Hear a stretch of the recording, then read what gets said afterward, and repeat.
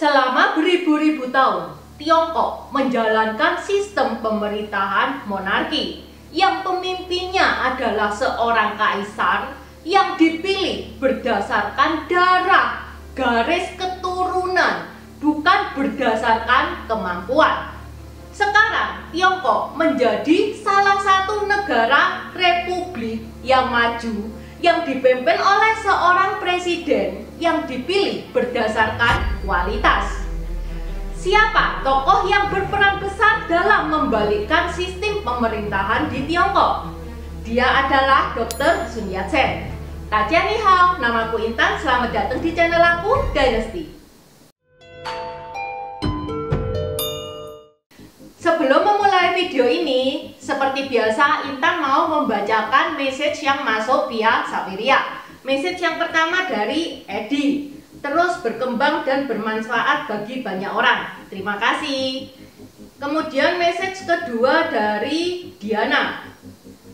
Cerita dong bagaimana Taiwan dan Hong Kong bisa pisah dari China. Ini jawabannya ada di video ini ya sis Diana, jadi nonton video ini sampai habis. Buat teman-teman yang mau mendukung channel ini supaya channel Dynasty ini lebih maju lagi, teman-teman bisa dukung Intan via Saweria yang linknya ada di bawah. Dukungan sekecil apapun itu berarti banget buat Intan.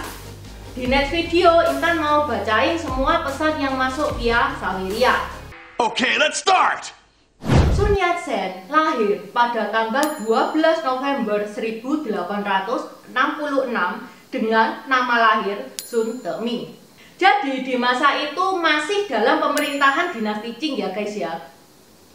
Saat Dr. Sun Yat-sen itu lulus SD, dia langsung dikirim ke Honolulu, Hawaii.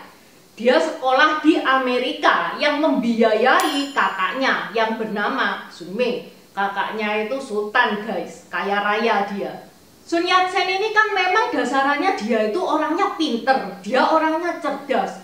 Dia nggak bisa bahasa Inggris. Begitu ke Amerika, dia belajar bahasa Inggris dengan cepat banget. Di tahun 1882, Sun Yat-sen itu bersekolah di Oahu. Disinilah Sun Yat-sen itu mengenal kekristenan. Buat teman-teman yang belum tahu, Kristen dan kepercayaan Tiongkok itu beda ya guys ya. Ajarannya itu beda dan banyak yang bertentangan. Sehingga kakak dari Sun Yat-sen, Sun Mei itu dia itu khawatir dan ngirim Sun Yat-sen balik ke negaranya sendiri. Supaya Sun Yat-sen tidak mendalami agama Kristen lebih dalam lagi. Lalu di negaranya sendiri dia itu melihat masyarakat Tiongkok itu pada sembahyang di depan patung Beiji. Sun Yat-sen marah guys, dia langsung menghancurkan patung itu. Buat teman-teman yang belum tahu, sekilas info ya, salah satu ajarannya agama Kristen itu tidak boleh bersembahyang di depan patung. Nah, begitu patung itu dihancurkan, Sun Yat-sen jadi musuh masyarakat, nggak disukai sama masyarakat, sehingga Sun Yat-sen lari ke Hong Kong pada bulan November 1883. Disinilah Sun Te-ming namanya berubah menjadi Sun Yat-sen. Lah, Cek Intan kenapa larinya ke Hong Kong? Kan sama aja. Nggak sama guys, karena di tahun ini Hong Kong itu berada di bawah kekuasaannya Inggris, bukan kekuasaan dari dinasti Qing. Oke, sekalian menjawab ya pertanyaannya Diana tentang Hong Kong. Bagaimana Hong Kong itu bisa lepas dari China?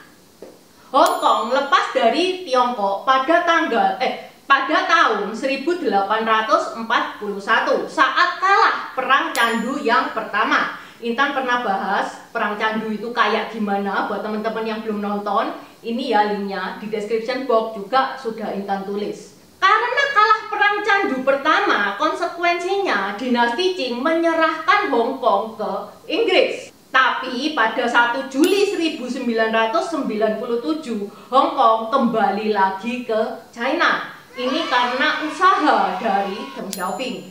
Intan juga pernah bahas Deng Xiaoping itu tokoh yang keren banget. Buat teman-teman yang belum nonton, linknya ada di atas, di description box juga sudah Intan taruh.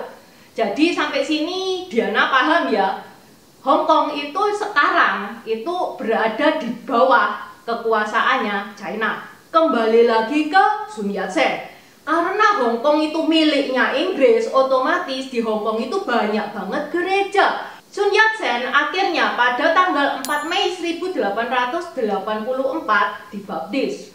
Sun Yat-sen ini guys, karena dia itu pernah bersekolah di Amerika dan melihat Amerika itu begitu maju dipimpin oleh presiden, dia juga sudah gemes banget sama dinasti Qing. Dia kepengen mengubah sistem pemerintahan negaranya. Apalagi saat itu negara dipimpin oleh kaisar yang balita. Nah loh, orang dewasa aja belum tentu mampu mimpin negara, apalagi negaranya dipimpin oleh balita. Akhirnya Sun Yat-sen itu menemukan teman-temannya, yaitu Yong Ho Ling, Chan Xiupa, Yolit, dan mereka membentuk grup itu dinamakan 4 bandit. Mereka semua pemikirannya itu sama. Dia kepengen mengubah sistem pemerintahan di negaranya. Ternyata yang berpemikiran seperti itu guys, itu banyak. Hingga kelompoknya Sun Yat-sen ini itu semakin membesar. Hingga pada tanggal 26 Oktober 1895, Sun Yat-sen meluncurkan pemberontakan Guangzhou. Pemberontakan Guangzhou ini dibiayai oleh Sun Mei, kakaknya yang sultan itu guys. Pemberontakan ini sayangnya bocor, sehingga 70 membernya itu tewas. Dan Sun Yat-sen jadi buronan. Karena jadi buronan, Sun Yat-sen lari ke Jepang. Sun Mei dalam membiayai pemberontakan Guangzhou itu, dia tuh sampai menjual 12.000 hektar tanahnya, plus binatang-binatang peliharaannya dia juga jual. Akhirnya Sun Mei yang aslinya sultan jadi miskin. Di Jepang, Sun Yat-sen ini hidupnya dibiayai oleh Totem Miyazaki. Sun Yat-sen meskipun gagal di pemberontakan Guangzhou, Sun Yat-sen tidak putus asa. Hingga 22 Oktober 1900, Sun Yat-sen meluncurkan lagi pemberontakan yang dinamakan pemberontakan Huizhou. Lah kok bisa? Dana dari mana? Dana dari organisasi yang bernama Tiantihui. Tiantihui ini sampai sekarang itu masih ada guys. Namanya ganti jadi Triad. Ini baru aja kemarin Intan bahas. Buat teman-teman yang mau tahu lebih jauh tentang organisasi Tiantihui ini, linknya ada di atas. Di description box juga sudah Intan taruh. Pemberontakan Huizhou juga gagal, sehingga Sun Yat-sen itu pergi ke Eropa, ke US untuk mencari dukungan. Dana dari siapa? Dana dari organisasi Tiantihui. Sun Yat-sen juga ikut organisasi yang bernama Tongmenghui. Organisasi Tongmenghui itu dia sangat mensupport pemberontakannya Sun Yat-sen. Lalu dari dananya organisasi Tongmenghui ini, akhirnya Sun Yat-sen ini melancarkan pemberontakan lagi. Pemberontakan Huangkang, pemberontakan Huizhou, pemberontakan Qingzhou, pemberontakan Cenanquan, pemberontakan Qinglian, dan pemberontakan Hego. Tapi semuanya gagal, sehingga Tongmenghui ini pecah. Jadi yang anti sama Sun Yat-sen sama pro sama Sun Yat-sen. Yang anti Sun Yat-sen ini mikir guys, ini pemberontakan kok gagal terus. Orang ini mampu apa enggak sih aslinya? Pada tanggal 10 Oktober 1911 terjadilah pemberontakan Wuchang. Pemberontakan Wuchang ini bukan pemberontakannya Sun Yat-sen. Jadi ini mestinya pemberontakan dari temannya Sun Yat-sen, yaitu Wang Xing. Jadi Sun Yat-sen ini mestinya perannya itu minor banget di pemberontakan Wuchang ini. Tapi ternyata guys, pemberontakan ini berhasil. Dan pemberontakan ini dikenal dengan Revolusi Xinhai. Setelah pemberontakannya berhasil, Sun Yat-sen ini mulai mendirikan partai nasionalis atau dikenal dengan nama Kuomintang.